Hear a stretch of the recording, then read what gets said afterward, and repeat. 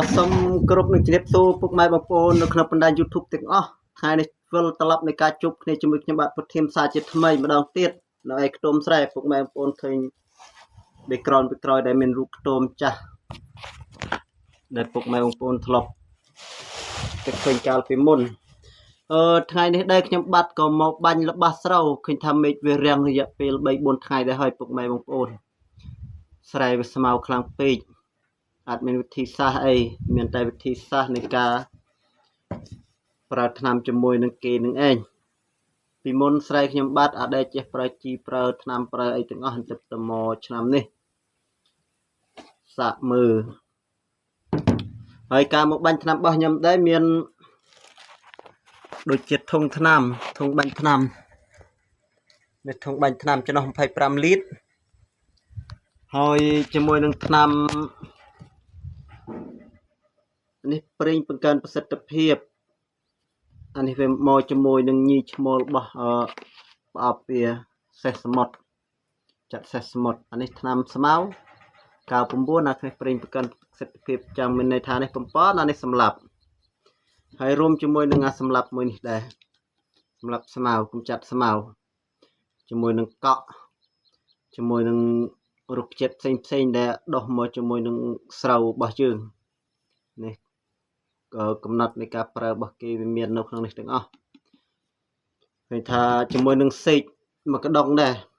ហើយចំពោះបាត់ប្រសោតខ្ញុំធ្លាប់បាញ់ហាំទៅស្រែបងនេះនោះគឺមួយធុងចំណុះមួយធុង25លីត្រខ្ញុំដាក់មួយកន្របនេះពុកម៉ែបងប្អូនមួយកន្របរបស់វានេះបាទនេះសាល់ពីភាសាម៉ាញ់ដែលបាញ់ស្មៅគឺទៅយកមកលាយជាមួយគ្នាហើយការលាយរបស់ខ្ញុំវាមាន4នេះឯងធុងថ្នាំផ្សេងប្រេងបង្កើនប្រសិទ្ធភាពជាមួយនឹងថ្នាំ99ចាត់99នេះជាមួយនឹងថ្នាំម៉ារី720ហើយថ្ងៃនេះដែរក៏មកត្អែងនេះពុកម៉ែបងប្អូនគឺថាមានសភាពស្ងាត់ចងំនៅចិត្តព្រំដែន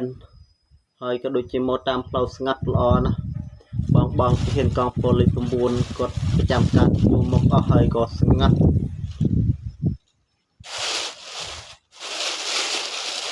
ហើយខ្ញុំទិញជាឈុតមកស្រែខ្ញុំបាទនោះវា6ហិកតា6ហិកតាតាមខ្ញុំស្មានគឺប្រើ3ឈុតអត់ខុសទេ3ឈុតគឺខ្ញុំដាក់ជាមួយអញ្ចេះខ្ញុំប្រើនេះអានេះដាក់មួយកន្របមួយធុង25លីត្រអានេះ80មីលីលីត្រអានេះ80មីលីលីត្រជាមួយនឹងទឹក25លីត្រហើយជាមួយអានេះវាអាតូចនេះ10មីលីលីត្រជាមួយអាធំនេះ20មីលីលីត្រលាយកូរទឹកជាមួយគ្នាបាញ់ស្រោចទៅលើដំណាំស្រូវតែម្ដងគេថាខ្ញុំបានសាកមើលឆ្នាំទៅវាល្អដែរគឺឆ្នាំនេះវាអត់មានដំណោះស្រាយអី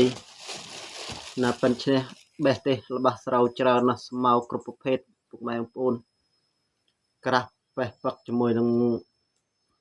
ស្រូវរបស់ខ្ញុំបាទហើយក៏មកត្អែងដែរថ្ងៃនេះប្រពន្ធទៅមកអត់ឲ្យមកនឹកឃើញថាសភាពការតាមព្រំដែនអត់ស្រួលមកត្អែងមានបញ្ហាអីក៏ស្រួលតែប្រពន្ធខ្ញុំមកគឺកូនមកដែរហើយ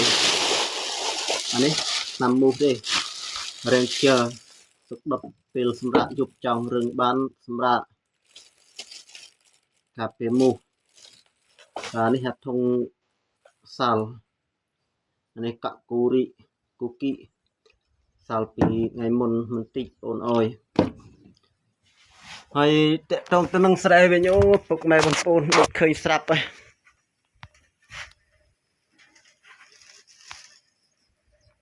ឃើញស្រាប់អើយល្បះចម្រោះ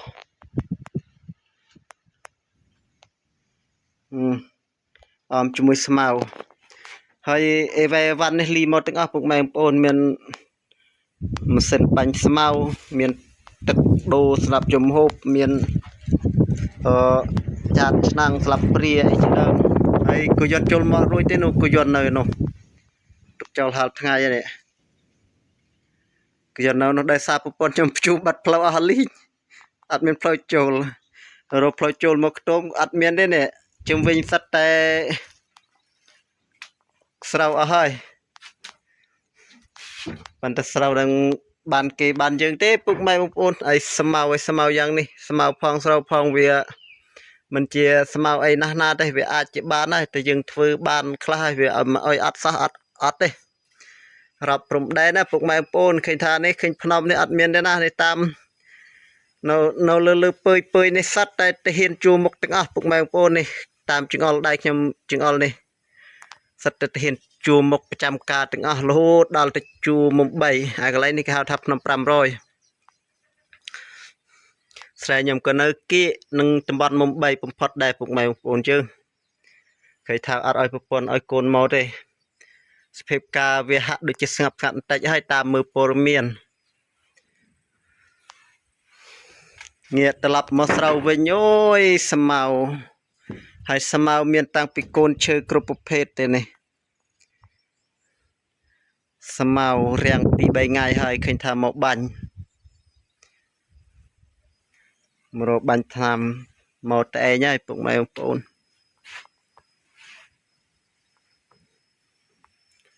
ស្រូវដាច់តលិចនេះសរុបវា6ហិកតាទេដី6ហិកតាក្តីទៅពុកម៉ែបងប្អូនដូចឃើញមានភ្លឺមានអីញ៉េញ៉ាយមានដំបូកមានដប់មានឈើអីនៅពេញពាសមកនេះវាមិនចំណេញតែដីវាអត់វាលវាតន្តិនធ្វើវាលអស់